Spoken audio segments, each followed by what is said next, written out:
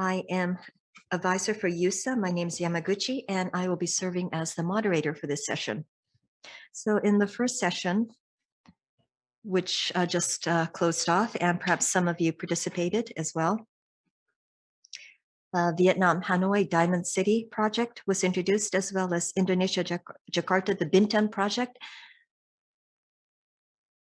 These events were introduced throughout the first session. Now here, or from here onwards, we would now like to focus on ASEAN cities because we do know that such activities will be accelerating in the future as well. And for us at USA, on the 18th of January last month at the Asia Smart City Conference, we, at one of the subcommittees,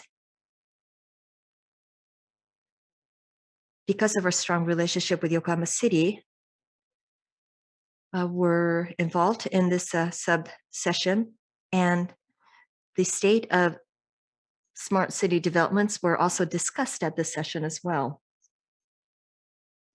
Especially the focus was placed upon the concept, which is the very most upstream. So the concept, the vision creation, and then ultimately area management as well as operation of the city. So from end to end, city management as a service, or CMAS. We discussed this also at the SMART conference as well.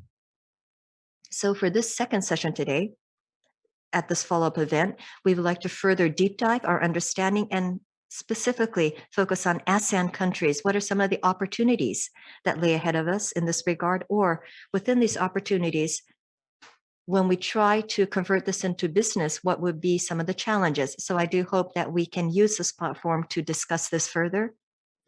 So how we will proceed with the second session, we have 5 presenters. So we will be hearing from these 5 presenters first, and then this will be followed by a panel discussion.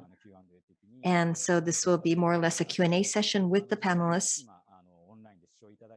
And we also have some questions we are assuming that will be submitted by the participants as well. So we will also be responding to those questions as well.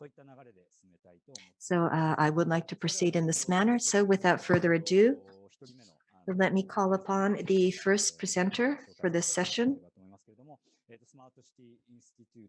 From Smart City Institute, SCI Japan, we have with us Mr. Nagumo.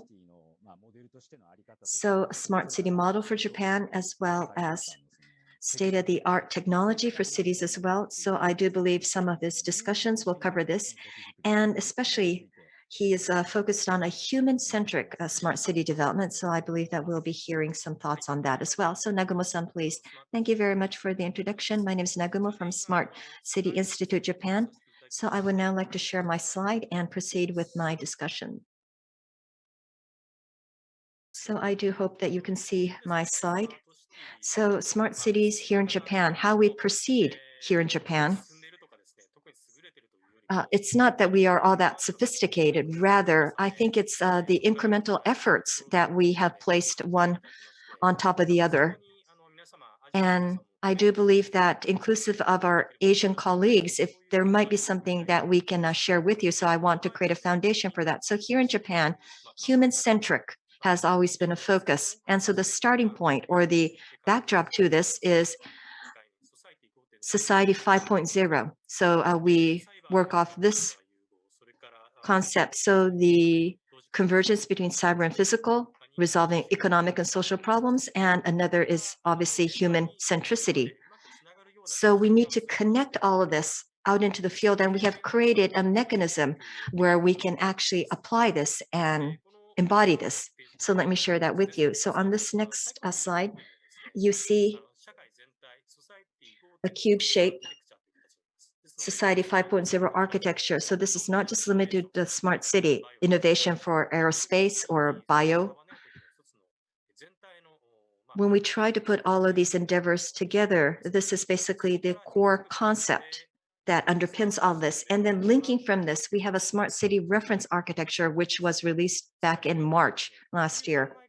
So how can we create a smart city with people in the center, a human-centric smart city. And so we are actually trying to depict this. So you see at the very top, this is users, which is basically the citizens, the residents. And then this is the area with digital, and this left side is city management or the non-digital. So we want to mix and match the two worlds. Needless to say, we need rules for the smart city, and we also have interoperability with other stakeholders as well. So we want to share this overall architecture as much as possible. A white paper has already been issued. There is an English version as well. So you can either read this in either Japanese or English if you choose. So we have the non-digital strategy and so forth. And then we have the digital, which we call the city operating system or OS. So the heart of coordinating all of this is within this white paper. So a little bit of history. Originally, here, this is a map of Japan, and depending on the municipal governments, we had specific smart cities, sustainability or mobility. So there are individual initiatives. And so if we map everything out, it looks like this throughout Japan. So a different logo or mark represents a different municipal. Everything was quite siloed, but we overcame this, and coordination to create interoperability emerged, the architecture and the white paper, which is basically our manual to do it. And to leverage all of this, we have an entity. So this is basically a partnership platform which was launched in August of 2019. 545 entities are involved. So we have related government offices, cabinet secretary, as well as, for instance, Ministry of Land, the cabinet office as well. And we also have academia, private sector, research entities. So all of these players involved to harmonize themselves, to coordinate themselves. So we've created that platform. Now, this is the newest concept, smart city. We have different knowledge avenues, so multi-disciplines, but we want to create a cross-discipline, and we call this the architect that overlays this. So architect is basically, we know it as architecture, but we are not using that word in this context. For instance, urban design, system engineering, data science, public policy, and so forth, community design. So this is basically a package and a producer that bundles all of this together, works in tandem with the municipal government. And this is something that has emerged. This is something that our European counterparts are very keen to learn about as well. So I think this will be the pillar in proceeding smart city concepts. Now, next comes technology. We have various solutions, logistics, mobility, autonomous driving, disaster prevention, and so forth. So we have these vertical solutions, and then we have across the board data exchange platform. So this is what we call the City OS. So this is a common platform, and it is a means to link the cities, link the solutions. So we have been designing this City OS as well. Without this, let's say, if a specific autonomous driving car crosses a city border, if the rules are different, obviously that will be quite a situation. So by connecting all of this, it creates well-being for the citizens. Now, this is quite the chaotic map, but based on the architecture, we have many, many players that work in collaboration. So this is not competition, this is co-creation as a consortium. So it's in the middle of collaboration and competition. Now, I also highlighted the fact that we want to focus on human-centric, and so the people living there, the residents, have to be happy. We have to improve the well-being. So human and society, which you see at the very top of the slide, we have 12 yellow boxes. So indicators, we perhaps need such indicators, happiness, QOL, or livability. So we need concrete measurements for these indicators, and as needed, apply digital technology and make sure that we are not going digital for the sake of digital. Digital is only a means. The ultimate goal is to improve the well-being of the citizens. So bit by bit, I think we have nurtured this idea amongst the respective parties. And as you can see here, livability as well as public area, transport,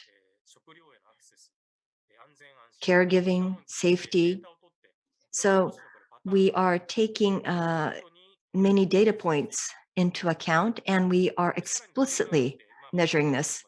And we can also drill this down. For instance, this is Tokyo 23 wards, further broken down to specific wards, Shibuya, Bunkyo, Chiyoda, and Minato ward. And we can further break this down as well. So again, what do we need? What are the solutions we need to secure well-being of the residents? So evidence-based policymaking is a goal here, and focus on wise spending for the greater good and create the smart city. So we are aligning ourselves in this direction. This will be my last page. So when we say super city, there are about 5 that will be selected throughout Japan. And at the same time, digitalization will accelerate. And if the residents agree, a vote, we can override government, national government policy. So this happens sometime May, June 2021. Architect to be will be trained, and we will implement the city OS. And the fourth point is the non-digital know-how. So aside from the digital, how should the municipal governments move? And the government is issuing such guidelines. We also need to reform laws, regulations to accelerate DX. And at a greater regional scope, not just the limited municipal scope, we need to make sure that we focus on actual everyday activities. And for instance, Green Deal and COVID-19, we have to focus on the new normal and resilience as well. So we do think that we can share this with our Asian colleagues. So that's it for myself. Thank you. Nagumo-san, thank you very much.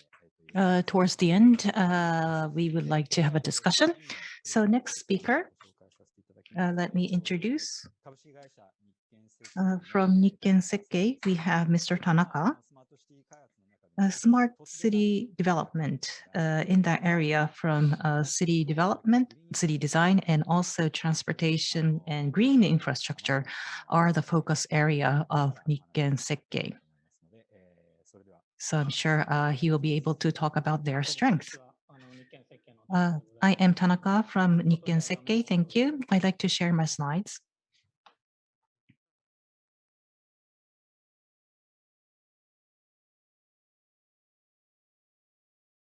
Thank you very much for the introduction. So smart city is the theme of today's conference. So I'd like to speak from the perspective of my projects. So the title is Smart City Aiming to a Sustainable Future of the Cities and the Architecture. So first, I'd like to give you an overview of our group's Smart City solution. We are a comprehensive design office aspiring sustainable future of the cities and the architecture. Here, you can see a formula, Q divided by L. L meaning reducing the load on environment. Meanwhile, Q, raising the quality of urban life. We are trying to improve and maximize this factor. The various methods to do so comprise the list of smart city offerings. In order to maximize this Q divided by L, a Nikken group offers 6 solution areas. First, we are a design firm, so environmentally friendly buildings. For instance, zero energy buildings or building management by AI. Second is integration of mobility and urban development. TOD transit-oriented development, maximizing the mass transit usage. And more recently, we are doing research on autonomous vehicle city. Third is green infrastructure, maximizing green in urban cities. Fourth is building area-wide energy system, such as district cooling and heating. Number 5 is gaining traction recently, visualizing various indicators through big data. And lastly, area management. This is city management consulting from people's activities and energy to up to disaster prevention. Out of these 6 solution areas, I'd like to share with you some examples in the second and the third categories, which are my special field. First off, integration of mobility and urban development. As you know, railways in Japan are operated mainly by private companies. And therefore, we have had a history of TOD, where railway operation and real estate development along the railways were conducted hand in hand, especially at terminal stations. Stations and development are highly integrated, which has led to increase in the number of passengers. City functions and environmental performance have been enhanced to better improve the sustainability of the cities. So, as a good example of today, a terminal station development, here you can see Queen Square in Yokohama. It is 30 years after completion, but it is far from being obsolete. The station and the development are being connected in 3 dimensions through a space called station core. Mixed usage is highly integrated and passenger network is given the highest priority. As a best practice of TOD, it has been visited by many governments, railway operators, and developers from Asian countries. So, this is an example of China. We have a lot of projects outside of Japan as well. So, TOD is expanding in China as well. So, we are involved in various projects. It is slated for completion this year. This is intercity railway diagonally. And you can see the section drawing, the white box in the station. It is embedded into mixed use development. Red portion on the right is a station core like Queen's Square. So intercity rail station is elevated towards the bottom left. You can see high-speed railway station.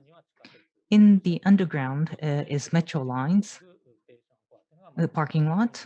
All are being connected in 3 dimensions through station core, which you see in the middle. These are photos during the construction. Rails are being built along with the development of the whole site.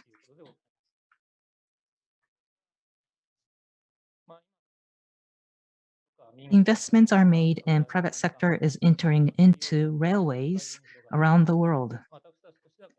These TODs are seen globally in recent years. We hope to extend support in these projects, thereby contributing to sustainabilities. Another topic is green infrastructure. Last spring, we faced a lockdown. So there was no choice but to stay home. I myself was wary of staying home. I wanted to go outside. And I went outside and felt how wonderful it was to get a fresh air and see beautiful greenery. And once again, realize that human beings are a part of nature. From that viewpoint, if you think about urban life, the concept of wellness city becomes quite important, putting green infrastructure at the center and creating healthy community.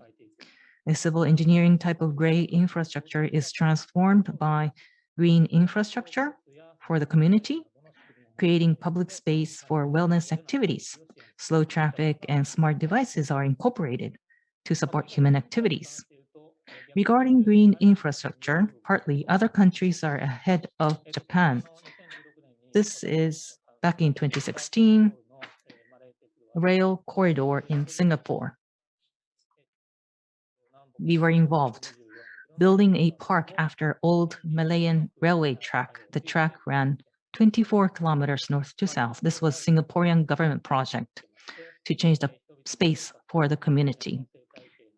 The name of the project was Lines of Life. It implies the lives of people and the ecosystem gather and pile up as lines at the site over and beyond borders. A place once used by railways will transform. Slow traffic such as pedestrians and bicycles are at the center.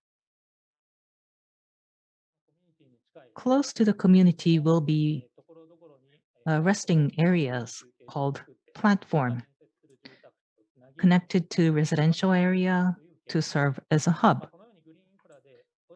The concept of creating new city and community framework through green infrastructure does not yet exist in Japan.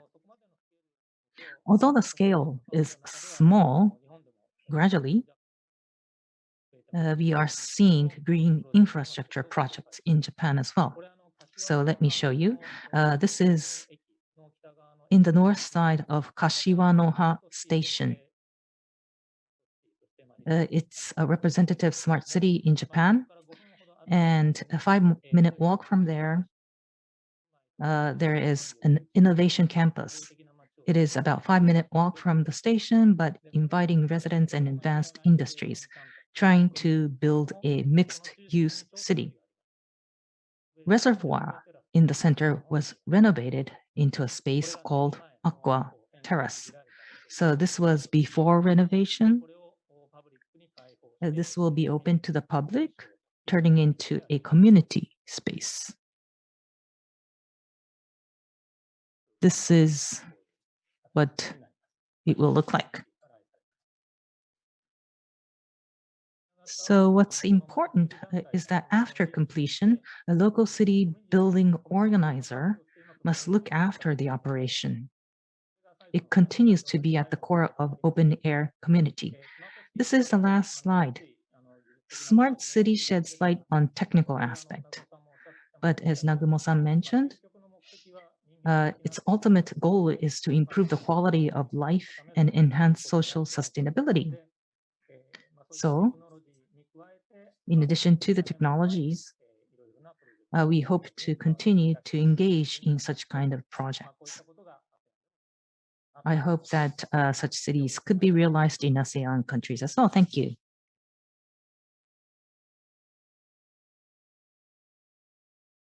Thank you very much, Tanaka-san. So let us move on to our next presenter from World Bank Tokyo Development Learning Center. We have with us Victor Mulas, and he will focus on knowledge sharing. So these will be a key word that he will embed into city design and city planning. So over to you, Mr. Mulas. Thank you very much. Let me share the presentation. And here we go. So thank you very much. I'm going to start the presentation. I would start by introducing the World Bank. My name is Victor Mulas. I'm heading the Tokyo Development Learning Center, which is part of the World Bank, and we are based here in Tokyo. So just to, for those of you that are not familiar with the World Bank, we are an international finance institution. We are the largest development bank in the world. We operate in around 145 countries, and we provide finance support, lending, grants, equity and guarantees of around $77 billion per year. That's the average that we have. The Tokyo Development Learning Center, it's a partnership with the government of Japan and the World Bank. And we are basically a knowledge hub based on Tokyo that tries to bridge the expertise, especially from Japan, and global expertise on best practices and solutions in the urban sector. So we focus only on urban. And we connect with the activities and operations we have on the ground all around the countries we operate. So just to give you a sense of what we do here is we have 4 activities in our program. I'm going to go through them very rapidly, but just to get the sense of them. They are all connected, and basically they take urban development challenges from the operations we have in the 145 countries we operate, and we support the teams that are in the field to have more impact, to enhance the development impact. So we do that through 3 specific components, and we'll go through them very rapidly. The first one is we do curation and identification of knowledge, particularly here in Japan. So what we do is through different partnerships that we have and reaching out to experts and also scanning here in Japan and globally, we find what is the most relevant content for our teams and our practice in and our client countries that are facing different development challenges in the urban setting. The second thing that we do is we package that knowledge, and we do very curated focused training programs of 1 week, where we bring different projects working on the same thematic together for a week here to Tokyo, and we go deep into the issue. So we choose around 5 to 7 thematics particularly, and this is based on demand from client countries around the world. So this can be like solid waste management, transport-oriented development, it can be smart cities, you name it. And we focus on how do we bring the most relevant knowledges to them, and we put it in a way that can be adaptive for the operations that are being financed on the field. And that can be, for instance, a $50 million program loan that needs to be designed and needs to find what are the most appropriate best practices or solutions for that program. We then operationalize that knowledge, and we support the teams that have gone through that training and went to actually implement and pilot part of that knowledge into their client countries. Because it's not the same learning about a best practice from Yokohama or from Koei that then go into Dar es Salaam or, for instance, Bangalore and trying to implement it, right? So you need to have some testing and piloting on the field, and we do that too. And finally, we also generate new knowledge, and we do that by working on what we call frontier topics, and those are topics that are new, that are emerging, and we want to find whether this is something of interest in the client countries where we operate. So we put it together and we test it through our other programs that I just explained. Those frontier topics, just to give you a sense, are things like aging cities, how cities can think differently in urban planning and urban services for an aging society. Creative cities, how do you leverage creative industries and creative talent to conduct urban regeneration in a sustainable and bottom-up approach, for instance. This is just to give you a sense of the reach that we have. In the last 4 years, we have supported around 61 billion in lending operations across 80 countries. And you can see the detail of the numbers of the different trainings and support, operational support we have done in the field. But we haven't done this alone. We do this with specific partners. We have a program called the City Partnership Program, where we partner with key Japanese cities to leverage practical knowledge that is in these cities to help us conduct our program and our activities. And Yokohama is one of the key members of this partnership. The other ones, you can see Toyama, Kyoto, Kitakyushu, Fukuoka, and Kobe. We also work with other cities like Tokyo, Osaka, or any other relevant city as needed, but these are the core ones where we participate continuously. So this was a little bit theoretical, maybe, for you to understand what do we do here, but I'm gonna put an example of how do we translate this Japanese knowledge into practice. And the example is in Barranquilla, Colombia, and it's something that we did with Yokohama as a partner. And basically, this was about the Yokohama City Sketch methodology, which is urban planning methodology that is conducted for co-creation with citizens. And basically is how do you bring citizens in a participatory manner to develop and co-create the urban planning of an area with you. This is a methodology that the urban design department of Yokohama has been implemented for several years and has perfected. And there was interest in this client country to test it after one of our trainings. So basically, we brought a team of Yokohama experts and city practitioners to Barranquilla in Colombia. It's a city that also has a port like Yokohama, so they would focus on that area. And the first thing we did was a site visit with the experts, they viewed the area. And then they conducted the methodology through a workshop with the different residents. Now you can see here some of the pictures of this workshop, but the interesting thing about this methodology is that it uses a sketching, which is like doing sketches from anybody as a language instead of being words. So that becomes more participatory, especially for groups that usually you don't take into account when you are doing city planning. And that is what happened in Barranquilla. It was tested, it was practically used by the city officials, also by the public, and then it was adopted. The city liked it and took it with them.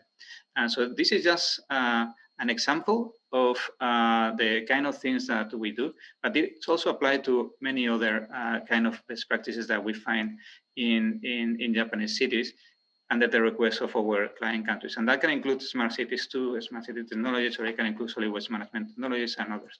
Thank you very much. Mr. Mulas, thank you very much. Next presenter is from Nippon Koei, Mr. Hirano. Minato Mirai 21. This is one of their track record, and they have working on a Yokohama model to roll it out to Asian ASEAN countries. And also he will be talking about CMAS that I talked about earlier. So this is Hirano speaking. Thank you. Can you see my screen, my slides? Okay. So based on the presentations that we heard, I will be talking about Smart City under the title Smart City Development of Yokohama to ASEAN Cities. And hand over to Mr. Uto. So Minato Mirai is the project that I would like to talk about.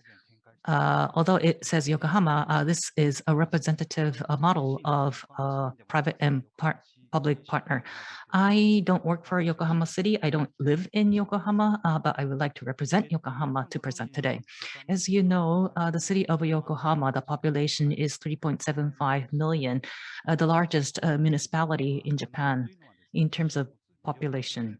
Of course, population actually coincides with the attractiveness of the city.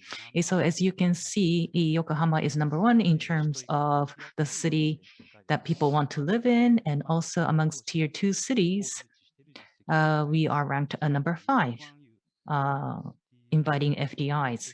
And also, back in 2014, we received Lee Kuan Yew World City Prize, special mention.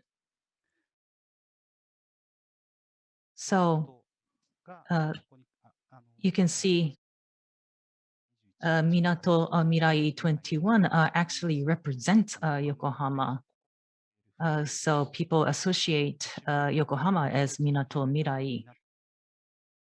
And the city development, a total area is 186 hectares, and it was creating new urban city. And back in 1983, the development started, and it has evolved to the current state. So we have a lot of Japanese companies' offices, headquarters. We have R&Ds and branches, and we have offices of global companies as well. So location is nice, and also infrastructure is in place, and also the space that it offers is raising the level of attractiveness. Back in 2019, we had 1,820 businesses which had offices in Yokohama. And also, not only economic impact, but as a city, it accommodates various citizens, of course, for visitors, for citizens, for business. Of course, it holds a lot of entertainment, and so people can learn and play in addition to work and live. And it is attracting a lot of people, and people who live in Yokohama are very proud of Yokohama City, and it is generating a civic pride.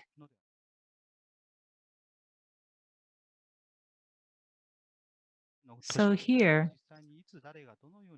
who actually drove this effort of city building in Minato Mirai? It is indicated here, and I also would like to touch upon rollout to ASEAN countries. So chronologically, there are processes at the very top. So it is organized into phases. So various stakeholders were engaged, and one of the features of Minato Mirai is that Yokohama City, from the initial stage of concept and master plan, it has initiated, and UR and the national government were involved to proceed with infrastructure building. And also private companies, not only landowners, but sub-developers got involved. And also TPP's development platform was created from the early stages so that we could better collaborate. And in the initial stage, we came up with master plan and also basic agreement on town development and also a scheme of PPP. So Yokohama Minato Mirai 21 Corporation was established, and we were able to sort out the delineation between who plays what. And as we went into the detailed design phase, after the dialogue between private and public sector, a design guideline was formulated. According to the guideline, for instance, we wanted to create a space so that pedestrians have a easy way to go around, and also we focused on skyline vista as well.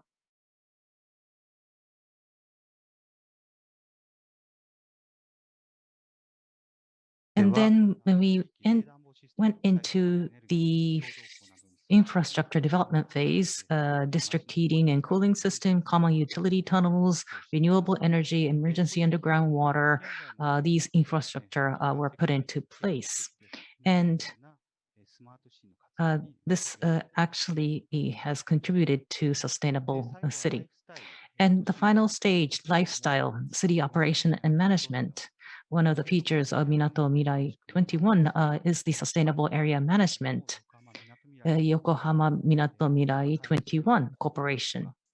They are holding and organizing various events and also soliciting and inviting businesses. So once the city is built, that is not over. They have continued to maintain the attractiveness of Minato Mirai. So I talked about the development of Minato Mirai. As I jump to the conclusion, as Yamaguchi-san mentioned, the expertise and know-how of Yokohama could be provided as a service called CMAS, City Management as a Service. We really want to see Yokohama help other cities, starting from master plan to area management. It's end-to-end effort made by private and public sector, and it is still ongoing. This expertise can be utilized to be shared with Asian cities. So 100-hectare level projects are underway in Asian countries. And Minato Mirai's scale is equivalent to those projects so that we can contribute to other cities. Yokohama City also is considering an official scheme so that the service could be offered. And also in Yokohama, there is an organization called USA. And we could put all the expertise and the know-how into a package to be offered to Asian countries. So that concludes my presentation. Thank you. Hirano-san, thank you very much. And this will be our last presenter for this session. From Tokyo City University, we have with us Professor Uto. And as Hirano-san mentioned at the end, the concept of CMAS. And so if we were to evolve this in ASEAN countries, obviously there may be some challenges along the way. So we will have Professor Uto touch upon some of these challenges as well. So I'll hand it over to you. So let me share my screen.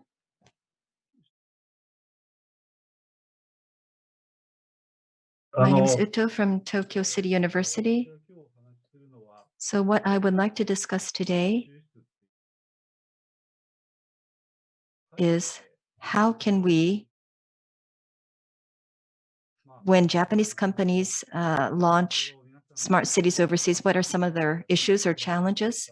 What are some of the experiences that they have gone through? And we, or the Japanese companies, have to overcome these challenges. So I would like to touch upon those as well. So I'll also briefly introduce myself as well. I teach at university, but before that, I, for 25 years, worked as a consulting firm, at a consulting firm, focusing on consultation for smart cities. For instance, Jakden, NEC, and others, as well as manufacturing companies as well. So I have been in charge of urban development and infrastructure consulting.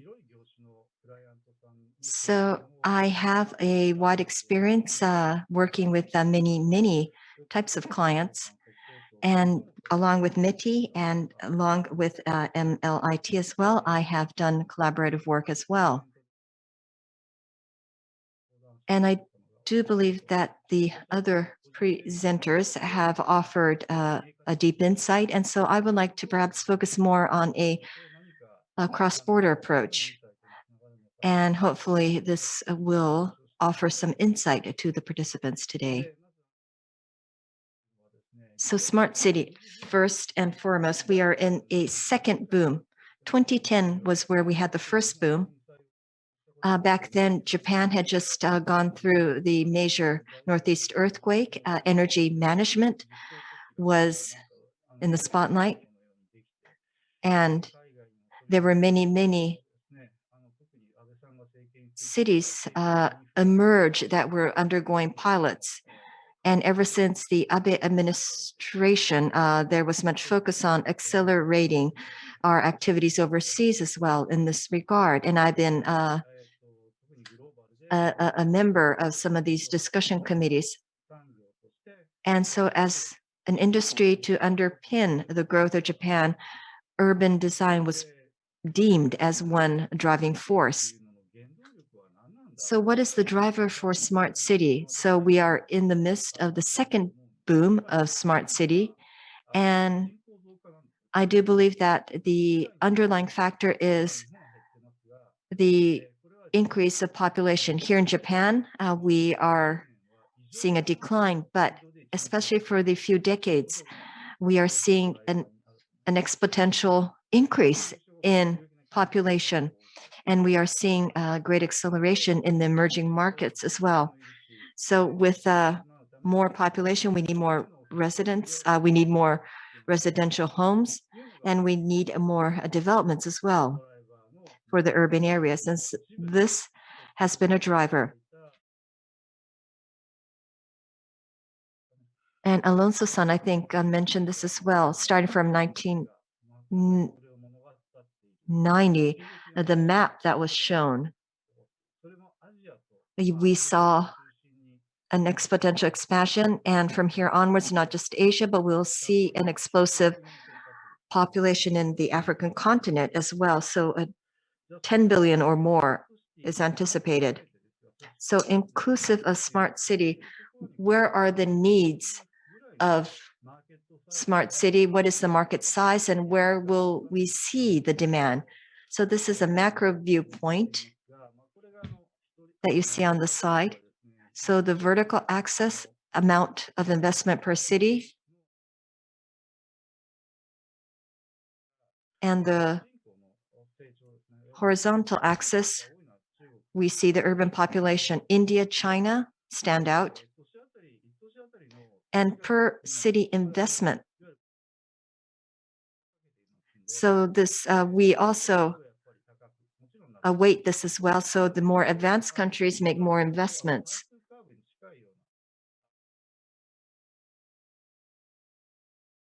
So you see the curve accordingly.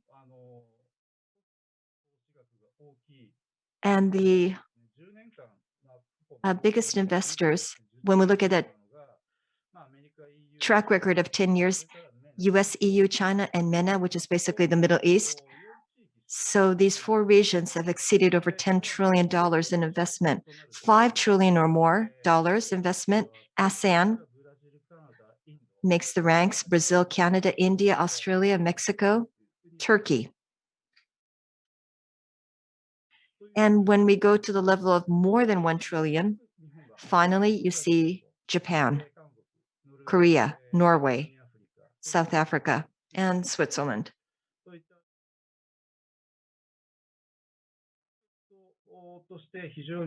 So as a promising market will be $5 trillion or more category countries/regions. So smart city is a global business that is often mentioned, but when we carefully break this down from a viewpoint of business, out of the 11 regions, countries, you can see a concentration amongst these 11 countries and regions. So the market actually is not expanding in scope, rather it is becoming more and more concentrated. So what are the issues of smart city business here in Japan? We need to ask that question, but at the same time, for the past 10 plus years, when I have been supporting overseas projects, and I would like to take some insight from my experiences back then, I think these are some of the challenges that are faced by Japan's smart city businesses. One is smart city market potential. Again, as I mentioned, it is concentrated in 11 countries/regions. And if that is true, then rationally thinking, we need a regional strategy because there are only 11. So we slate the strategy and create an entry strategy for these markets, and the public and private sector collaborate together to make sure that we fulfill these strategies. So from a consultant's viewpoint, that is the best way to go. However, are the public and private sectors joining hands in taking this approach? Apparently not. There are many reasons why they are not. It's not that they do not understand. When we speak to CEOs and so forth, and the stakeholders, they understand the situation, but nevertheless, they cannot implement that strong partnership between private and public sector. And that reveals that one of the essence points of the Japanese challenges in terms of smart city business. So let me break this down further. Here in Japan, urban development or creating a smarter city here in Japan, what is different from what we do here in Japan and what is done overseas? I believe there are three elements that are different. First, a difference in business model, especially for the manufacturers. They sell goods, they sell the hard side of things. So they, for instance, lease out offices, something physical. And so that has been the focus. However, smart cities, by creating a smart city, you either solve a social issue or you need a solution to solve these issues, overcome these issues.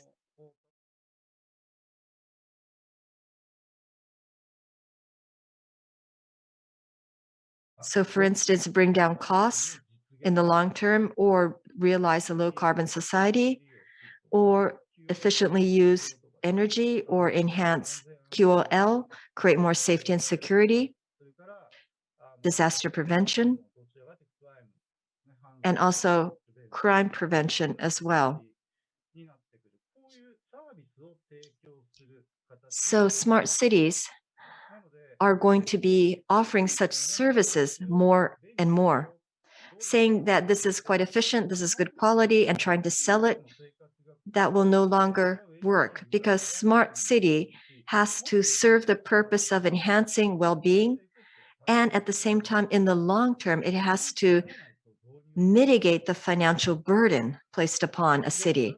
And without mitigating that burden, a smart city cannot emerge. Second difference, Japan versus overseas, is green and green strategy. Sometimes the private sector comes to play, but it's usually a direct involvement by the government. So can you acquire the position of the prime contractor will be critical. And without that position, the Japan company will become just a supplier, offering, let's say, just the elevator and so forth, or the air conditioner, ventilation.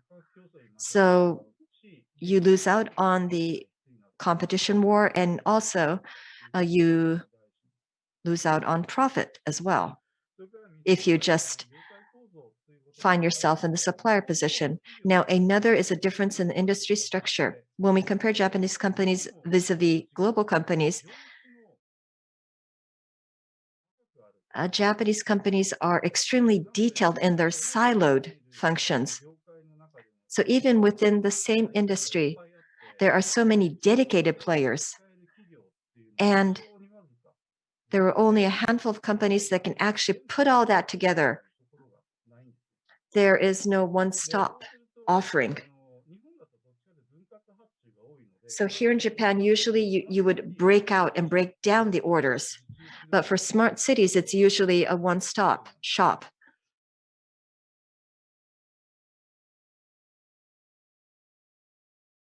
So we do not have a prime player that can accommodate these criterions. So solutions for urban problems, which I showed you in the beginning, it's true that Japan boasts high quality development and high quality products that is showcased and shown to the world, saying that isn't this good, isn't this nice, and we will support that experience, this good quality experience. And apparently that's the sales pitch. But ultimately, do people want just that? It will depend on the maturity level of the country. It will depend on the market segment as well, I believe.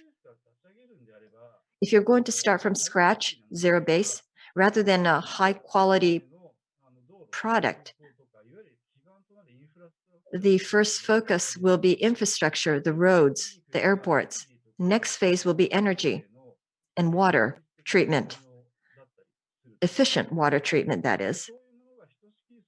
And once all of that is prepared, next comes security. And medical care is also quite profitable. Siemens, 90% of their profit stream comes from medical care.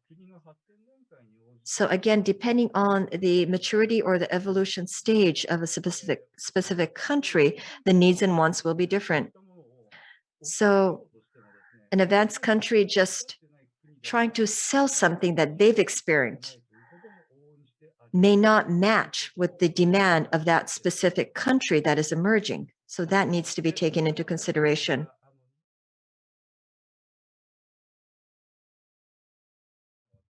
And another experience is a Japanese manufacturer, developer. They work as a consortium. And during the sales pitch, both parties are very, very aggressive. They are very friendly, or they are on friendly terms during the sales pitch. But once the order is finalized, the manufacturer will focus on creating the plant, creating that product, i.e., let's say an elevator, install the elevator, and recoup costs that way. So once that elevator, for instance, is in place, they say goodbye. Well, maintenance leaves will remain, but on the other hand, developers take 20 years, 30 years to collect costs. So there is a very different stance. Players that have to recoup costs as quickly as possible, they want to enhance their profit line as much as possible, and they want to take risk in the short term. But for those players that have to take the long-term risk, they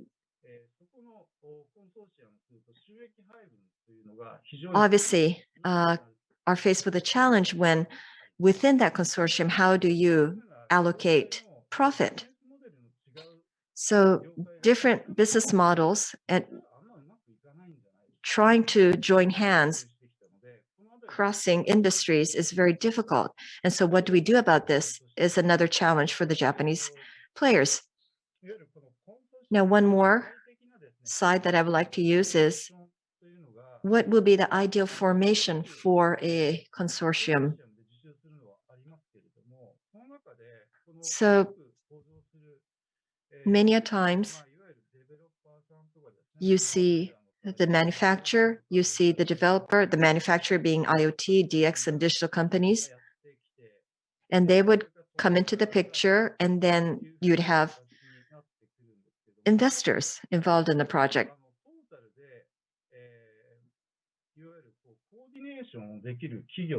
So who can do the coordination? No one. It's the same as no one company here in Japan can take that prime position.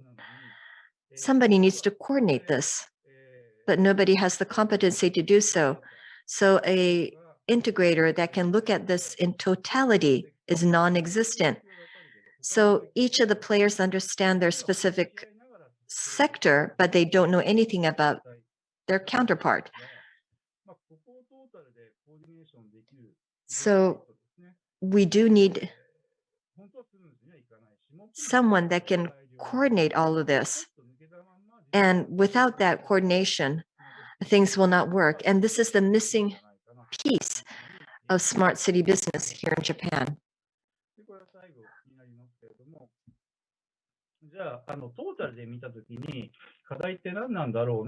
So in totality, what are some of the challenges? So I tried to put those together. This is my own personal perspective, but what are some of the challenges? So the products, as well as the urban development solutions, when we take this abroad outside of Japan, the companies cannot break away from the catalog sales pitch. If it's an actual tangible product, they would bring the product over. But I question that. What people want to know is yes, it's true that the Japanese developments might have been fabulous, but does it have affinity with my city, or is it in sync with my involvement level? So in Thailand, we have BTC and BTS, and so they implemented BTS, and the expectation was to mitigate traffic congestion. The reverse happened because BTS was too pricey and people could not ride the BTS. And so the BTS took up so much space on the road that people squeezed themselves into the remaining road, hence more congestion. So the solutions have to be packaged based on the segment, and it doesn't have to be state-of-the-art technology. It can be something just as good, and that might serve a better purpose for the local city.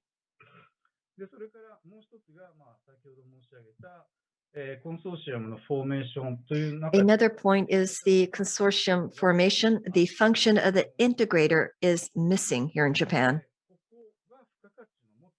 So this will be the value add that can be offered.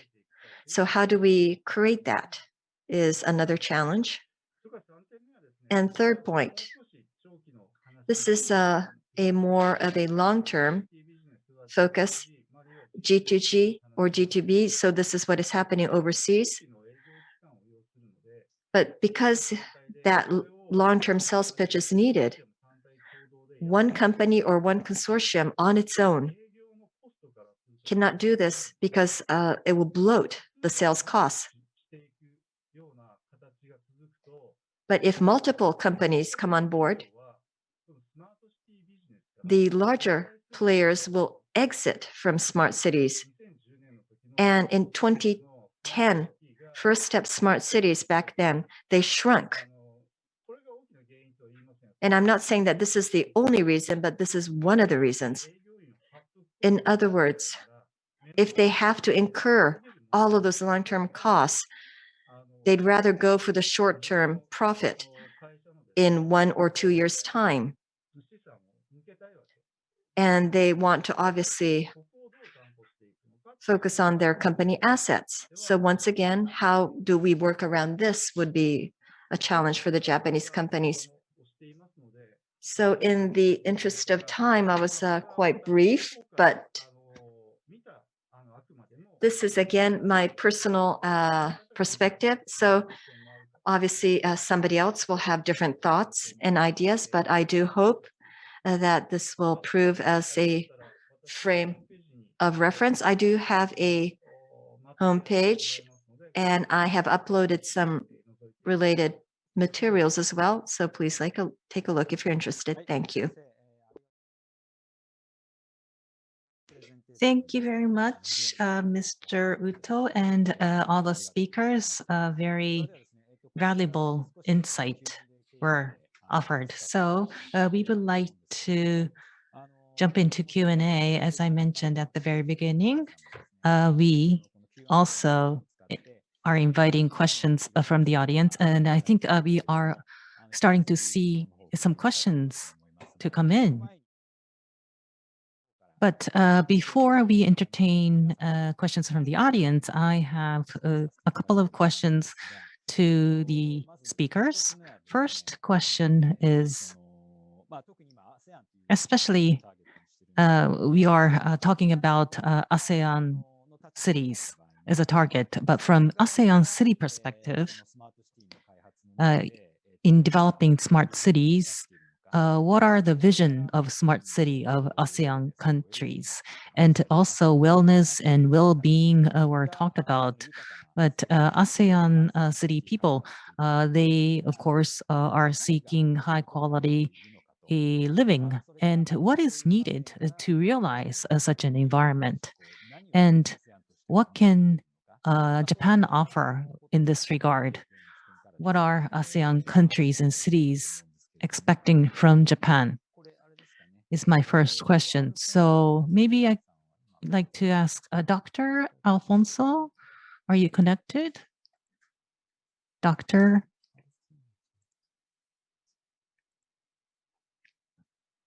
Alfonso-san? Dr. Begwara? No? Okay. Then,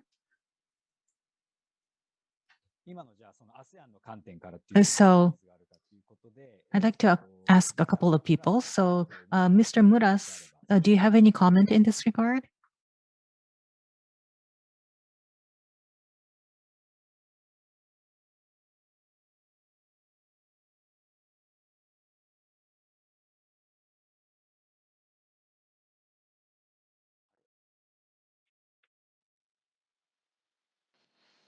Hello, can you hear me?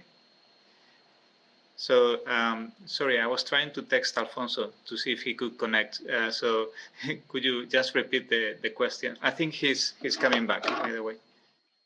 No, he cannot join. Sorry. So could you just repeat So we heard a presentation, and ASEAN city is the target. We are trying to roll out a Japan model to ASEAN cities.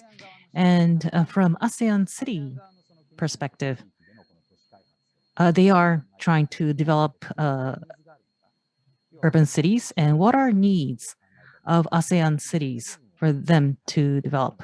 What are they seeking from Japan? Requirements and expectation from ASEAN cities.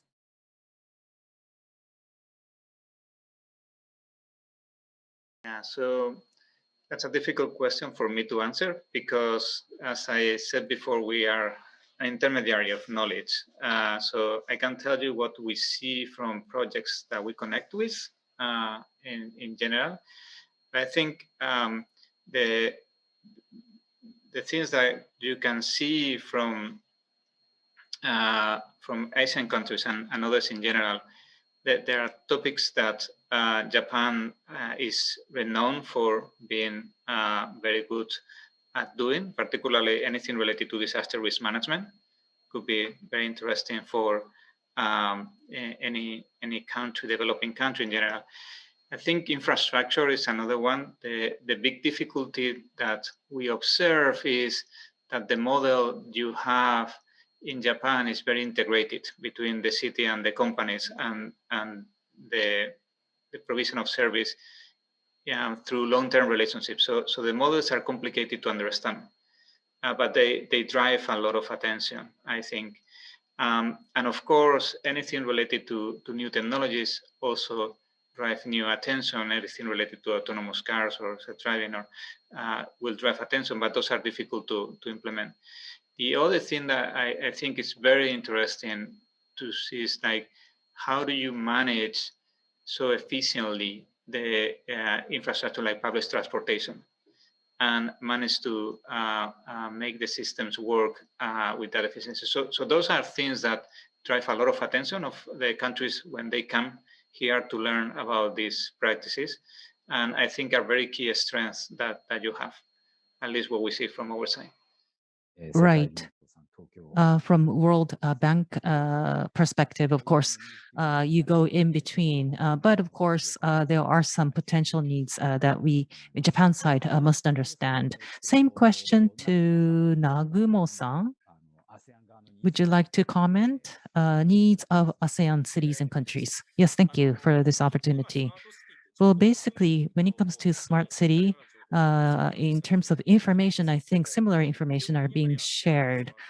And ASEAN smart cities, the ratio of green field is very high compared to Japan. So building infrastructure and developing the city as a whole and putting technology on top of it. And as Uto-san mentioned, the infrastructure actually is a big chunk. Of course, well-being, safety, and health, medicine, mobility. I think ASEAN cities are looking at these basic components first. And as I mentioned, when it comes to well-being and livability, uh, unless we can measure these, we can't just talk about livability without any data to support. So social determinants of health. There is an indicator within this framework. So it has to be visible. that will have to be the starting point. Earlier, Mr. Uto mentioned about we have to do away with catalog sales. So I think that is what it implies. Right, when we say smart, it's somewhat abstract. So these indices or indicators, I think it's a new interesting topic that we hope to discuss about. So I have another question. So next time from the Japan side, in more detail, the companies here in Japan, they are trying to do business on the platform of Smart City. And when they try to involve themselves with ASEAN projects, what would be some of the policies or that they undertake? And I think some challenges were also mentioned in the session as well. So what will be the means and ways for companies to break away from these constraints or challenges that they may be facing? So Uto-san, please, Professor. If I knew the answer, I would probably be running my own company. So it is not a challenge or issue that can be resolved overnight. It's a step-by-step process, I believe.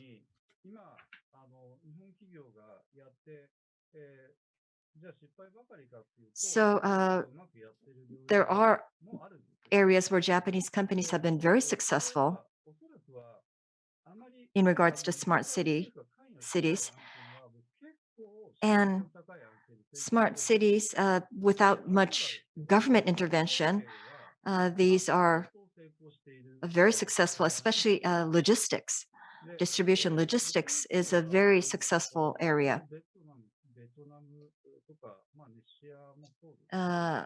Vietnam, as well as West Asia, when you visit, it's self-explanatory. You have a very small hut-like building.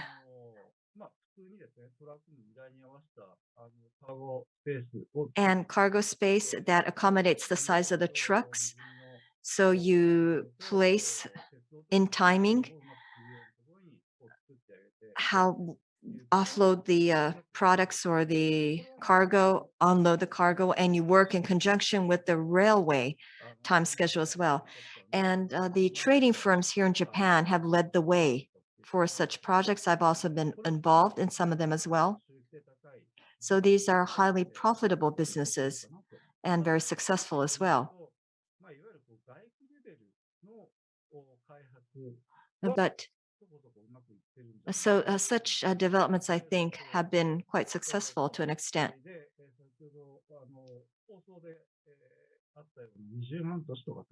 So 200,000 cities, 300,000, a city of 200,000, for instance, mini cities.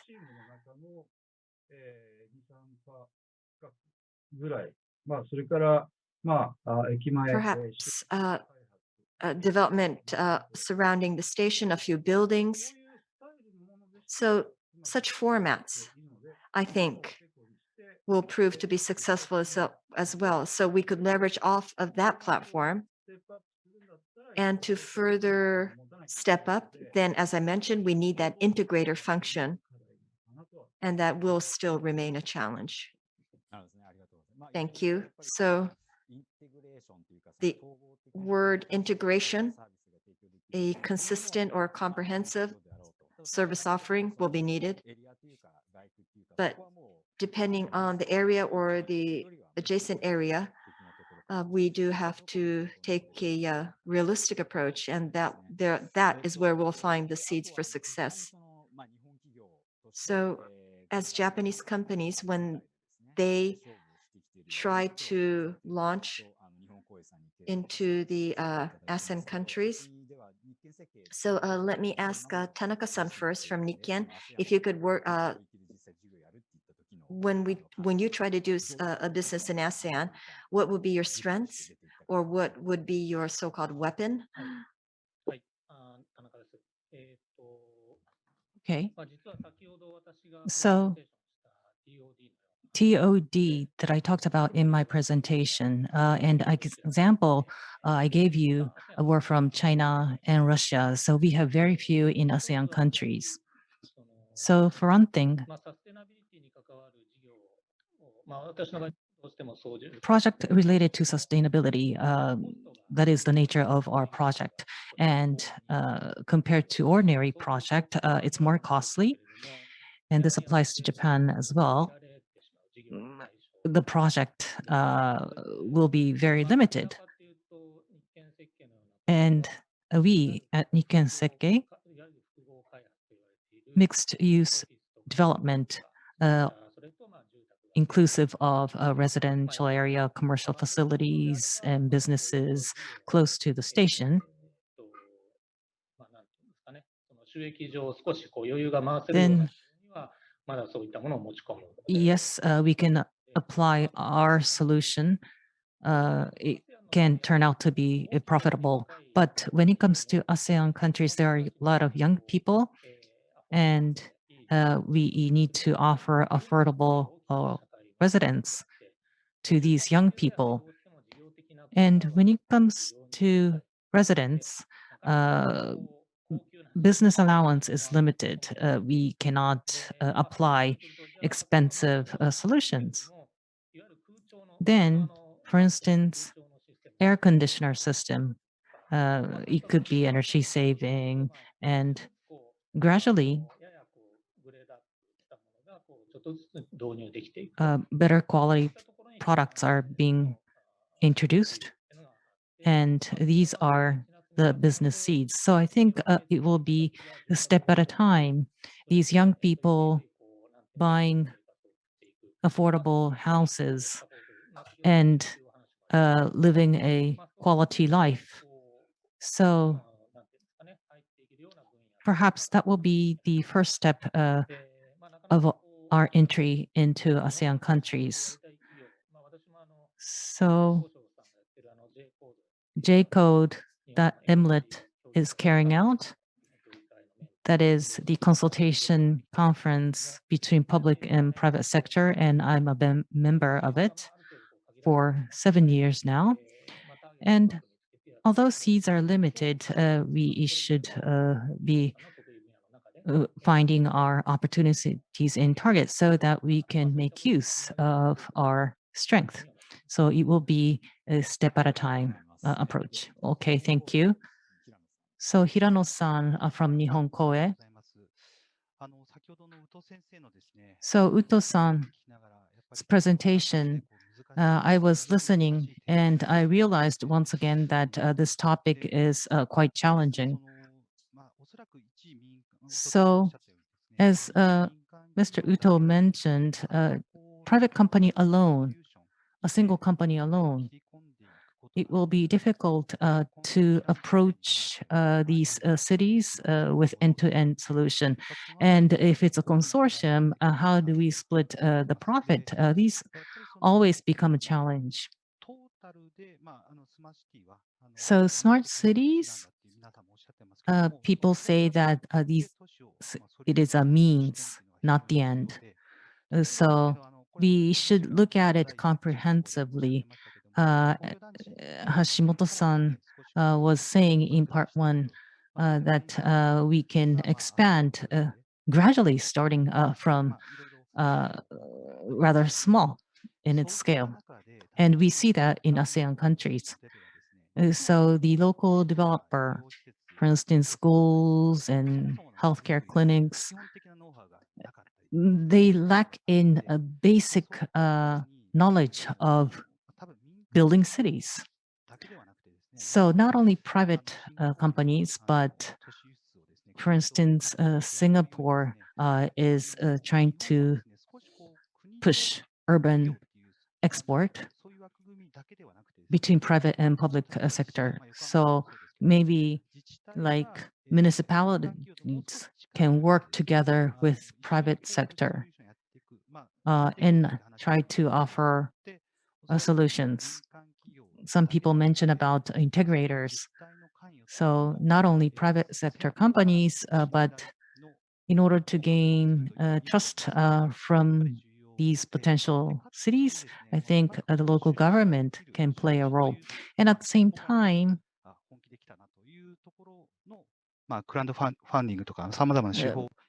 we can utilize like crowdfunding to raise funds. So the investment as well as involvement of local government, putting all these components together and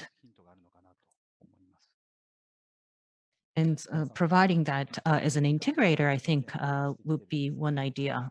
Okay, we are pressing on time, but we have received a question from the audience. So let me raise this question. This is an English question. I believe this is a question from overseas, maybe. So a simple translation. The smart city structure. Now, when we say structure, it carries many definitions, but based on the structure of smart city, ultimately has to be a place where people gather. It has to be a place where people interact, whether it be culture, whether it be business. So an interactive city. And based on the smart city structure, this can actually manifest or be realized. So I would like to raise this question raises the point, how do you consider this structure? So if we take this structure, then hence we'll have maybe more people interacting, businesses interacting, and so forth. So in the interest of time, perhaps if one of you can volunteer to respond to that question.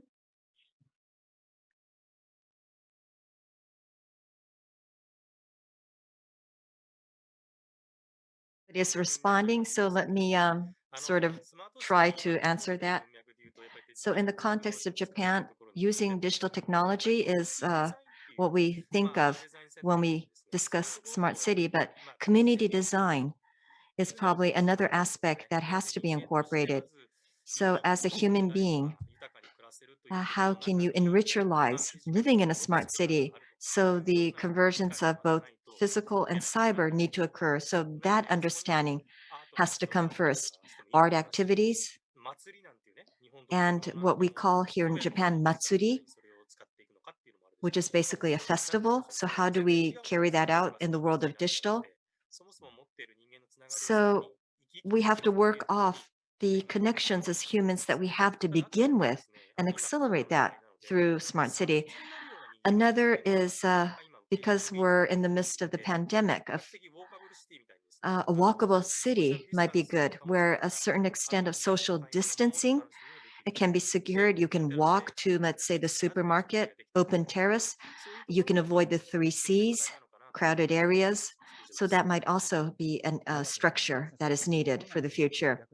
It's true. So the pandemic can be interpreted as a positive thing because it will encourage the evolvement of such cities, perhaps. So a new way of connecting with people. And if that can be realized through smart cities originating here in Japan and spreading out to the ASEAN countries would be very ideal. So I would like to thank all of the panelists today. All of you gave us great insight. And once again, I do hope that we can focus on success cases, working off the Yokohama and Tokyo model for ASEAN cities and for ASEAN smart cities. So I would like to give it back to the Secretariat.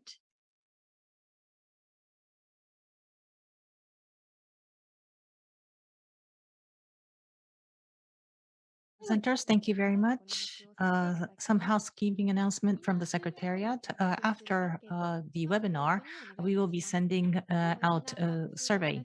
Thank you very much for answering the survey.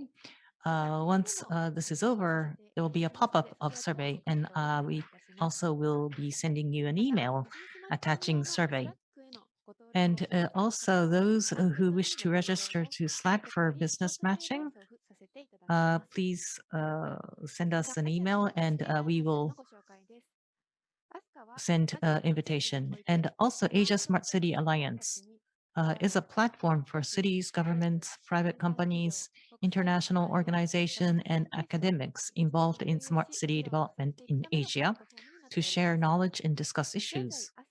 Currently, we are sharing our knowledge through ASCA's Facebook and LinkedIn pages. You can use this QR code on the slide to register.